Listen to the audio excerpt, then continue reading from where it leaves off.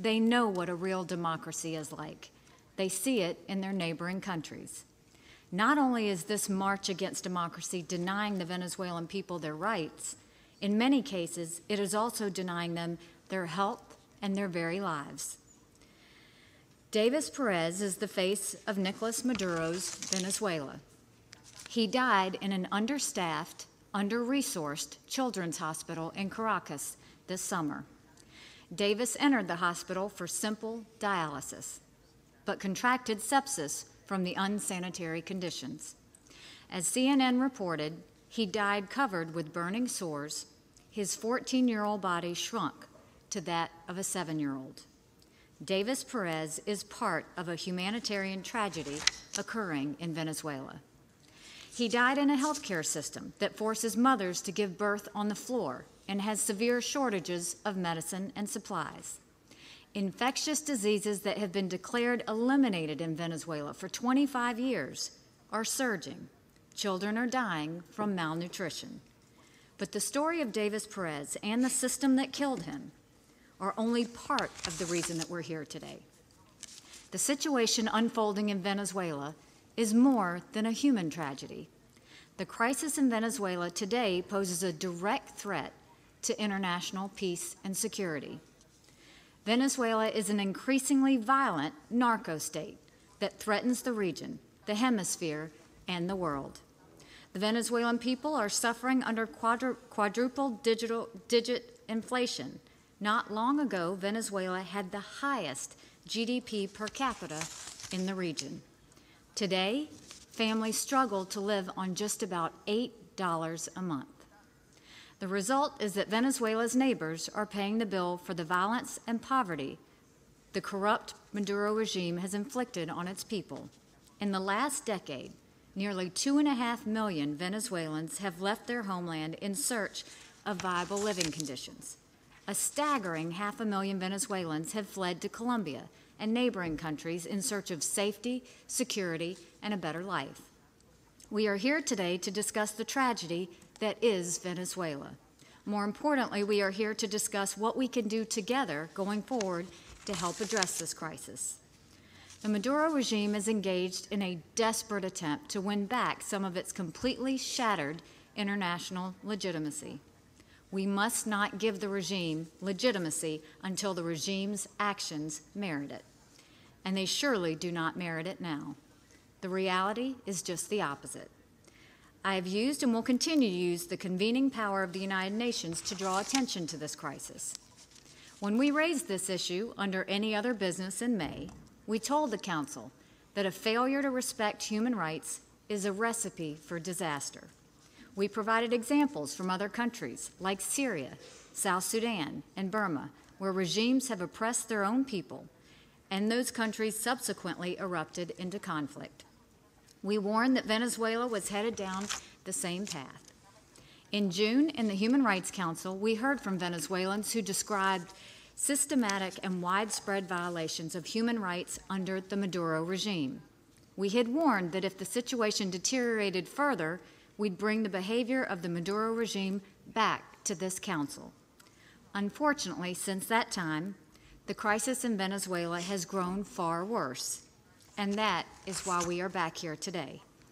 That said, we are encouraged that many nations and organizations have refused to close their eyes to this crisis. The European Union has just announced arms embargo, laying the groundwork for further sanctions.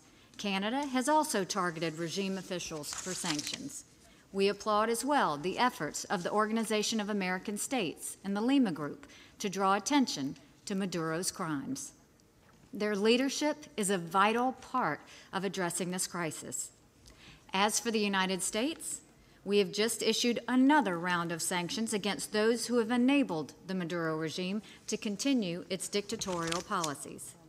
We continue to call the Venezuelan government to provide humanitarian support to the Venezuelan people.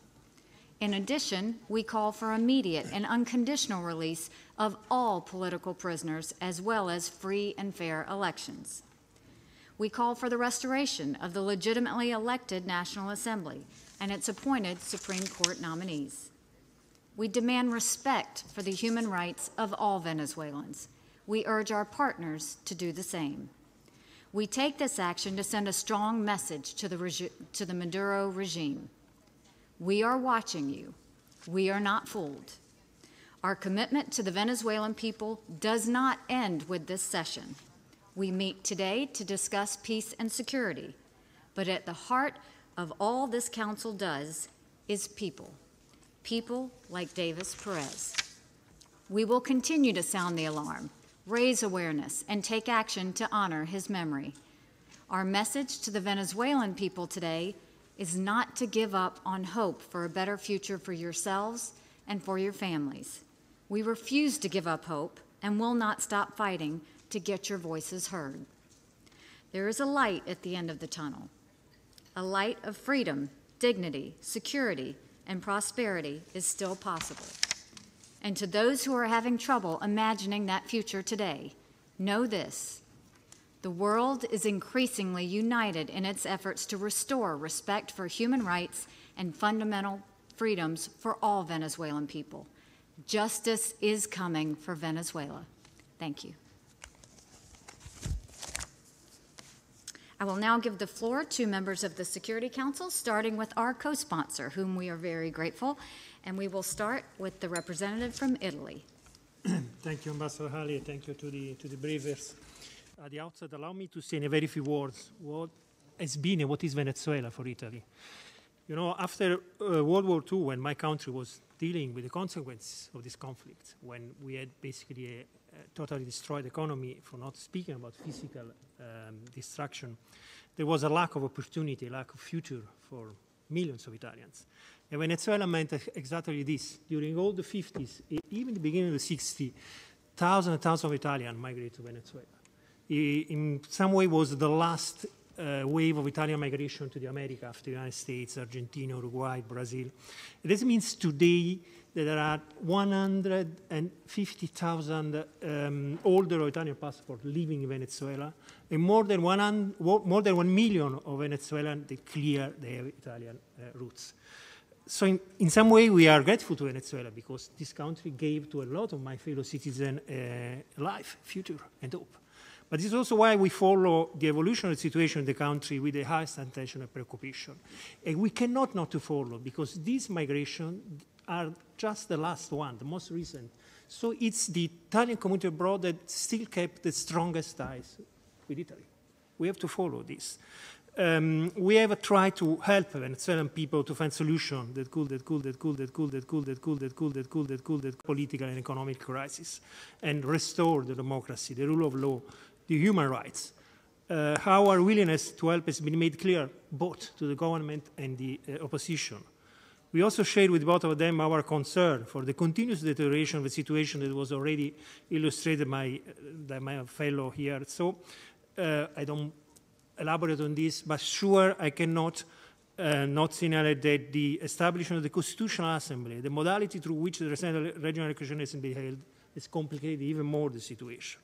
But both the government and the parliament majority have the responsibility to identify ways and means to overcome the situation and find a common platform for the sake of the country. The crisis in Venezuela, clear, cannot be underestimated, also in the light of the spillover effects on the stability of the region, as showed by the larger migration flow that occurred toward the neighboring countries. And even if it's not a significant number, we have a clear number of Italo-Venezuelans coming back to Italy. That's really incredible. Therefore, we think that there is a responsibility of the full international community to exert the maximum effort in order to support a political process which is conclusive to possible solution. In this context, we have decided to co-host this informal discussion with a view to have the Security Council gradually more aware and involved as appropriate. We believe that the situation in Venezuela calls for unity of the international community, goodwill, and diplomatic coordination. No unilateral solution or decision will solve the issues. We are aware the view might differ on the analysis of the current situation and the responsibility, but we think, however, this should not prevent the international community from pursuing a shared interest, diffusing the current escalation of the crisis and alleviating the suffering of the Venezuelan people.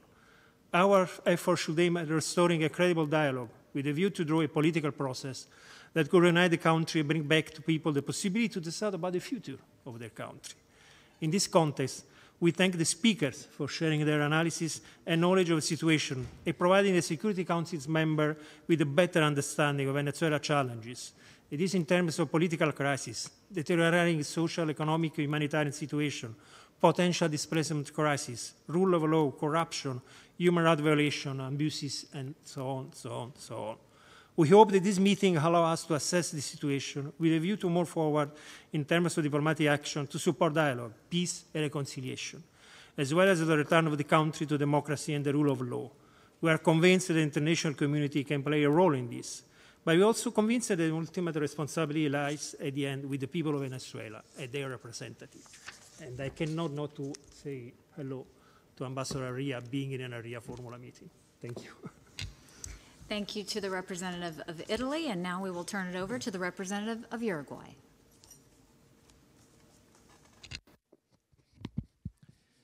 Muchas gracias.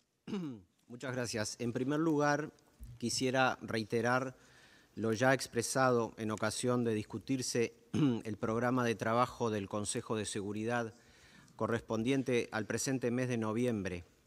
Venezuela no se encuentra dentro de la agenda del Consejo de Seguridad y las sesiones bajo formato de fórmula ARRIA no son reuniones del Consejo de Seguridad de Naciones Unidas. Tal como ya lo manifestáramos también en ocasión de las consultas oficiosas bajo formato de otros asuntos celebradas el pasado 17 de mayo a pedido de los Estados Unidos, y como lo reiteramos hoy, consideramos que la situación en Venezuela no constituye una amenaza a la paz y a la seguridad internacionales. La importancia del tema que nos ocupa, sin embargo, amerita nuestra participación en esta reunión. Como ustedes sin duda conocen, el pasado 5 de agosto, el Mercosur tomó la decisión de suspender a Venezuela en aplicación del protocolo de Ushuaia sobre compromiso democrático en el Mercosur. La decisión fue tomada en virtud de haberse constatado una grave ruptura del orden democrático en ese país. Desde agosto aumentaron la represión, las detenciones arbitrarias y el cercenamiento de las libertades individuales.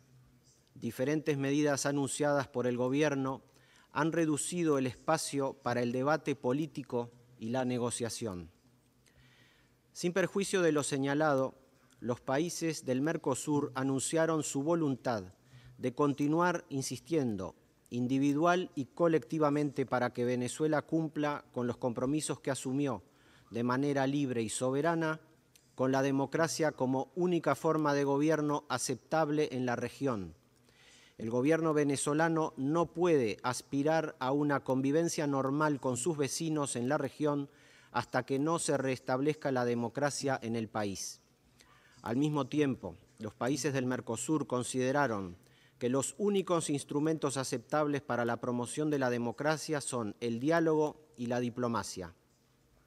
El gobierno de mi país reiteró el pasado 1 de agosto, una vez elegida la Asamblea Nacional Constituyente, su compromiso con la República Bolivariana de Venezuela en la búsqueda de una solución política asociada y duradera que ponga fin a la violencia y a la polarización de la sociedad venezolana, y destacó una vez más que el encarcelamiento político no contribuye a dicha solución. En esa ocasión pidió la liberación de Leopoldo López, de Antonio Ledesma y de otros dirigentes políticos. Uruguay ha alentado permanentemente la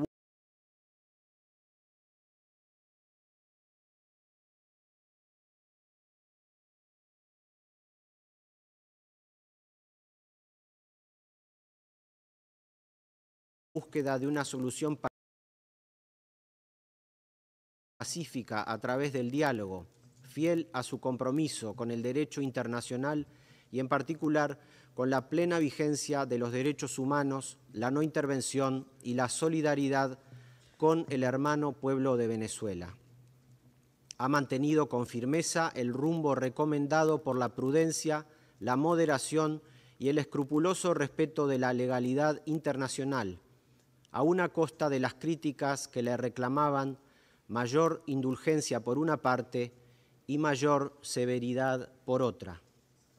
Asimismo, ve con gran decepción que no se haya respondido favorablemente a las iniciativas que se manifestaron para establecer un mecanismo de diálogo regional equilibrado y aceptado por todas las partes para buscar una salida al grave conflicto que atraviesa ese país y, en particular, que el gobierno venezolano no haya aceptado las propuestas que el Mercosur y él mismo realizaron en ese sentido. Junto con los fundadores del Mercosur, Uruguay ha condenado la decisión de la Asamblea Nacional Constituyente de usurpar las atribuciones de la Asamblea Nacional de Venezuela, la cual fue democráticamente electa por la mayoría de los venezolanos el 6 de diciembre de 2015 y es la única y exclusiva titular del poder legislativo en el país. Con esa medida se ha restringido el espacio para la convivencia institucional en Venezuela y se agudizan los conflictos en sentido opuesto al necesario restablecimiento de la democracia. Uruguay apuesta al diálogo para solucionar la crisis y asigna una importancia prioritaria al respecto del Estado de Derecho y de los derechos humanos. Para la consecución de este objetivo, entendemos que debería darse prioridad a las negociaciones en el ámbito del Mercosur y de la Organización de los Estados Americanos. Para finalizar, Uruguay considera que el diálogo es el único camino para resolver la situación que vive Venezuela y que en tal sentido las organizaciones y mecanismos regionales juegan un aspecto clave. Muchas gracias. Thank you to the representative of Uruguay. And to bring to everyone's attention, we do now have full interpretation. I think there may have been some limited interpretation earlier, but we now have full interpretation. And now we'll turn it over to the representative of France.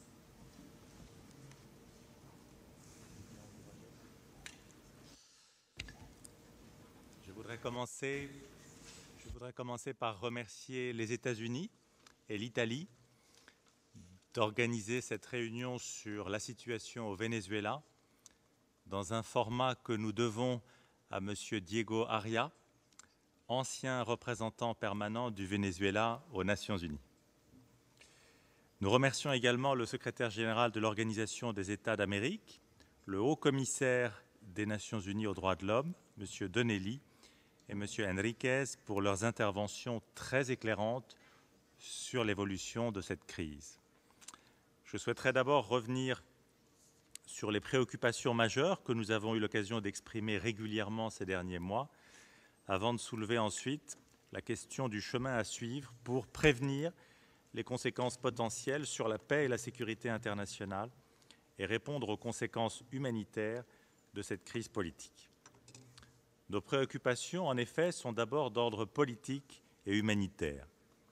La France déplore la dégradation continue de la situation politique au Venezuela, en dépit des nombreux appels de la communauté internationale au respect des principes fondamentaux de la démocratie et des droits de l'homme.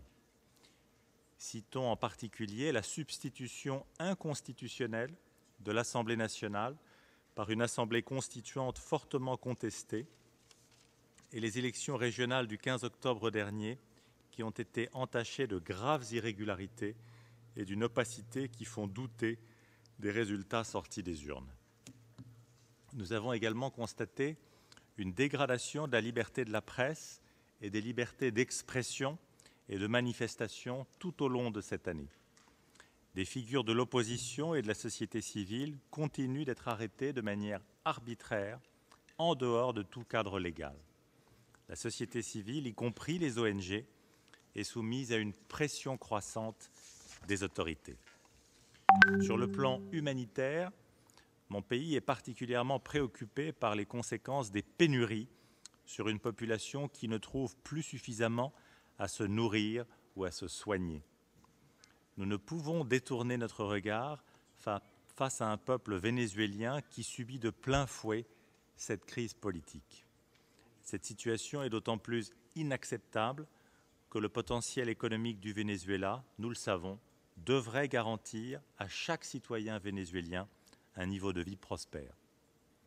La question centrale de la sortie de crise se pose donc à un moment où les conséquences régionales ne peuvent plus être ignorées. Condamnables en soi, bien sûr, les violations des droits de l'homme sont en outre par elles-mêmes déstabilisatrices. Il est essentiel que les autorités vénézuéliennes se conforment à leurs engagements internationaux en matière de droits de l'homme et donc respectent la liberté de la presse, la liberté d'opinion et le droit de chacun à un procès équitable. Des enquêtes doivent également être menées sur l'ensemble des incidents violents et les responsables poursuivis devant la justice. Nous notons avec inquiétude que ces violations des droits de l'homme ont également des conséquences régionales, s'agissant en particulier des déplacements de population.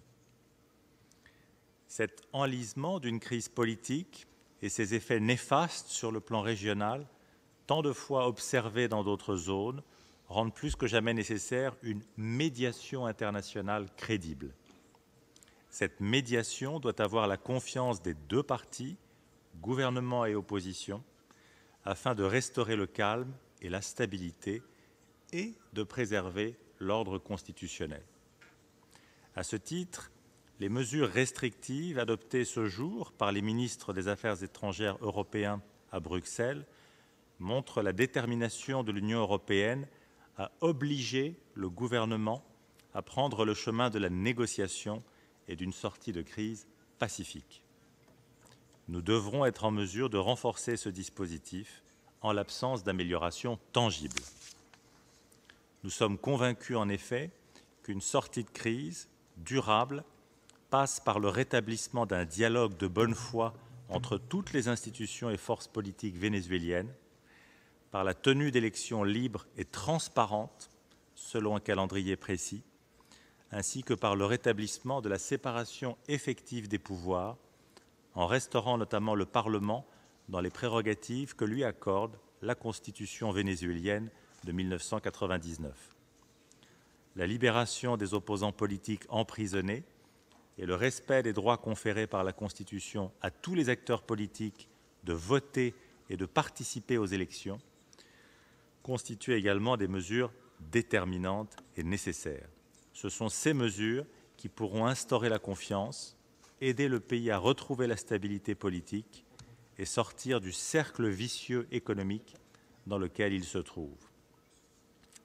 Nous soutenons pleinement les efforts déployés en ce sens par les acteurs régionaux, par l'OEA, ainsi que par le secrétaire général des Nations Unies.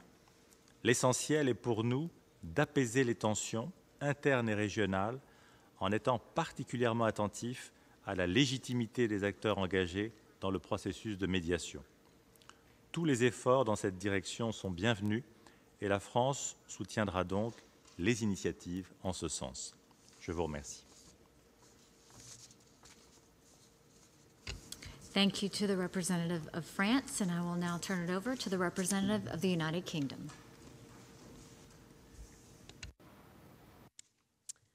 Thank you, Ambassador, and thank you to all the distinguished members of the panel for the updates they shared today. I'd like to acknowledge the presence of Ambassador Arya at this meeting, and also to pass on the apologies of Ambassador Rycroft, who had wanted to be here today. The UK would like to thank the US and Italy for calling this discussion today. We share the deep concerns of the international community regarding the deteriorating political, economic, and social situation in Venezuela. President Maduro has systematically eroded his country's democratic institutions and principles, and unfortunately has shown no sign of changing course. As we have heard again today, the creation of the Constituent Assembly in July, which has resulted in further polarization and division, is concerning. And we are also concerned at the introduction of a Truth Commission and the arrests and imprisonment of opposition politicians, about which we had further details today. The Maduro government continues to reject opposition demands for a return of powers to the National Assembly, the release of all political prisoners, and the acceptance of humanitarian aid. So it is right that we intensify our efforts, and that is why the EU adopted its own Venezuelan sanctions regime today. Those sanctions will be designed not to harm Venezuelan people, but will be targeted at those undermining democratic principles and violating human rights. But of course, sanctions are only a means to an end, and we maintain that the only solution is for the government to engage in serious, credible, results-based negotiations with the opposition and to ensure free and fair elections. The current turmoil is a growing threat to the security and economic stability of the region, and the UK fully welcomes the ongoing efforts of regional actors, including the Lima Group, in securing a strong regional response. On human rights situation, reports, including by the UN High Commissioner for Human Rights, as we have heard again very clearly today, of violations of human rights and fundamental freedoms are an additional reason for alarm. And I would like to thank the representative for the Refugee Freedom Programme for the detail of specific cases which you shared with us today. We continue to call on the Venezuelan government to respect democratic institutions such as the National Assembly, political opponents' right to peaceful protest, and the release of all political prisoners. The introduction of the hate law is a cause for concern, given that its interpretation could result in a stifling of free speech. The humanitarian, as again we have heard more about today, remains also of grave concern, with food and medicines in worryingly short supply and cases of malaria and diphtheria increasing. Through the EU, we are reaching out to international humanitarian organizations to increase their focus on Venezuela, and we very much hope that others will join us in doing so. And on the economic side, the outlook is similarly worrying. The current recession, as we've been reminded, is the most severe in Venezuelan history, and inflation is soaring. There is now a real default risk, and with debt repayments set to grow next year, the situation continues to deteriorate. President Maduro refuses to acknowledge that it is his government's policies that are responsible for these problems.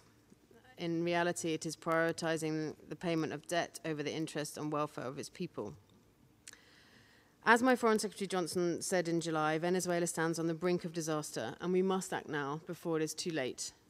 The UK calls on the Venezuelan government to urgently restore its democratic legitimacy by holding credible and meaningful negotiations with the opposition, adopting a full electoral calendar with free and fair elections, releasing all political prisoners, and allowing access to humanitarian assistance for its people. The UK will continue to offer our full support to regional and international efforts to find a lasting solution to the crisis. Thank you. Thank you to the representative of the United Kingdom, and now we will turn over to the representative of Ukraine. Thank you, Madam Chair. Thank you to all distinguished briefers for your valuable insights. We are convinced that the situation in Venezuela requires a political solution based on compromise and understanding among all parties. Ukraine supports peaceful resolution of the current crisis through a timely and result-oriented dialogue that has to address needs and interests of all people of Venezuela.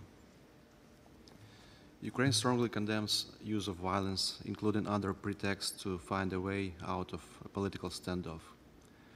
Only commitment to dialogue and respect of human rights is a necessary precondition for creating an environment in which political differences can be raised and discussed and respective arrangements reached. We also share concern of the High Commissioner for Human Rights about grave and repeated reports of repression of the voices of the opposition, mass media, and members of the Venezuelan civil society. We echo calls on the Venezuelan government to fully respect its citizens' human rights and unconditionally cooperate with the UNHCR, especially taking into account that Venezuela currently is a member of the Human Rights Council. Like others, my delegation is worried that deterioration of the political and security situation has also aggravated socio-economic conditions in the country, as was just described in such striking detail by the briefers. Taking into account such a dire humanitarian situation, we call on the government of Venezuela to allow deliveries of international assistance to meet the basic needs of the population. In closing, Ukraine would like to encourage regional and international actors to further engage in addressing the current political crisis in Venezuela and to work closely with all stakeholders for its resolution. Thank you. Thank you very much to the representative of Ukraine, and we will now give the floor to the representative of Japan. Thank you, Ambassador. I thank the United States for organizing this area meeting on the situation in Venezuela. This meeting is an important opportunity to further raise awareness, and I am grateful for all briefers for their explanations on the situation in Venezuela. Japan expresses its deep regret over the current political, economic, social situation in Venezuela and considers the situation to be deeply lamentable. Japan strongly urges that democracy is upheld in Venezuela and that current political challenges in Venezuela are resolved peacefully and democratically with a broad participation of the Venezuelan people, and democracy is restored as soon as possible. The international community should urge Venezuela to make efforts to restore an accountable political process. Japan hopes that through its efforts and with the support and encouragement of the international community, order and stability in the political, economic, and social fields will be restored. Under the current situation, the Venezuelan people are facing economic hardship. Japan will continue to provide assistance based on the principle of human security to the people of Venezuela. Thank you very much. Thank you to the representative of Japan. We now give the floor to the representative of Ethiopia. Thank you so much, Ambassador. We thank all the panelists for their respective briefing on the situation in Venezuela. We understand the country is going through a difficult period. No doubt this is not the first time that Venezuela is facing political problems, some of which have been very serious. Two issues can be raised in connection with this. The first is that the country did manage to resolve those problems without abandoning its governance practice, which allowed space for the opposition.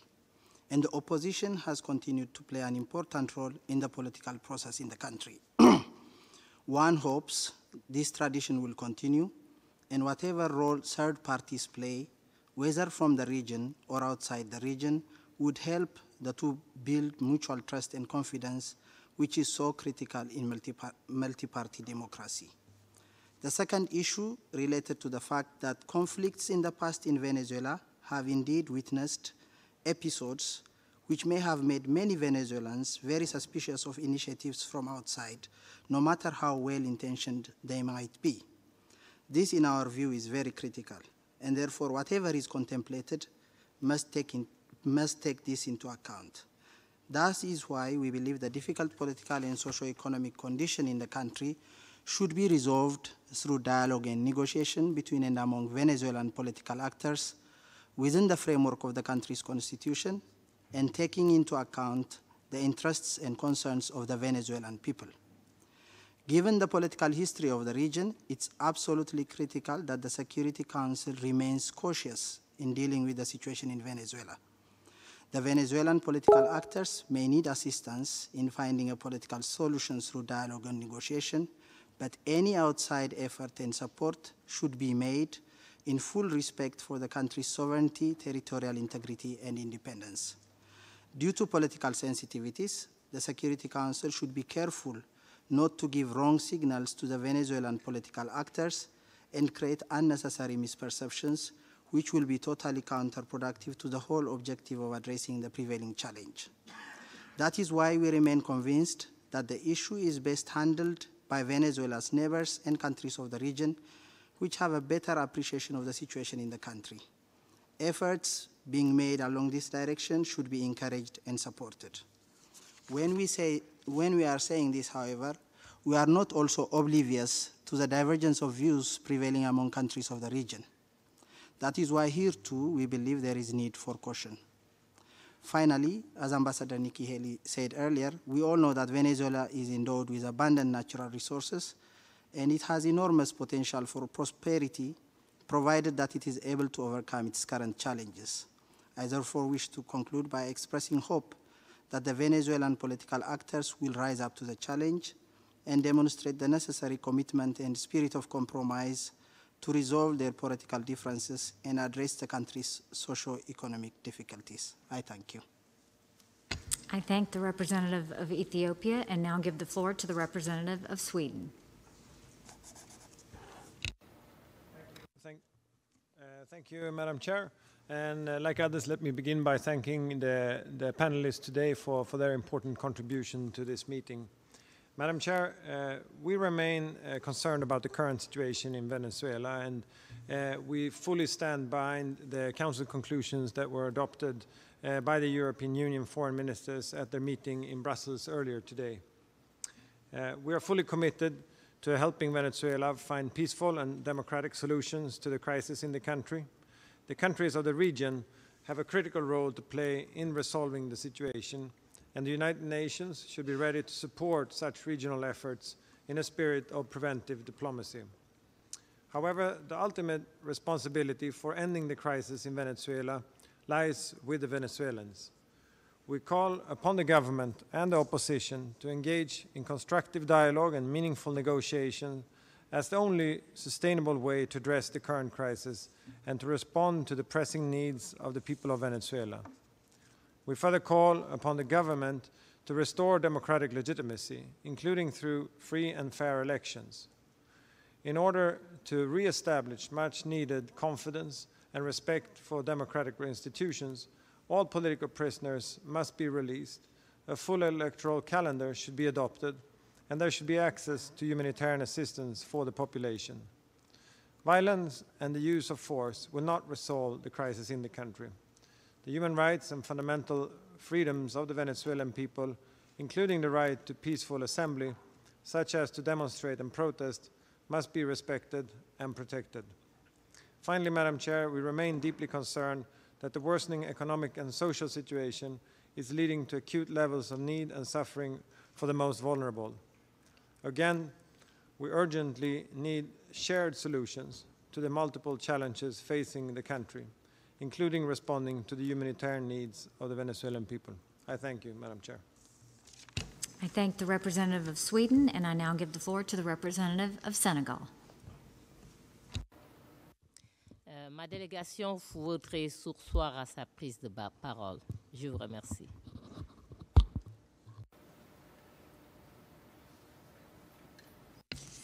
Thank you very much. So I will note again that the power of this session is certainly the information that's based on the facts on the ground. To our panelists, I want to say that you have really moved everyone who has had the chance to hear you. I ask everyone to give our panelists and those who bear witness a round of applause.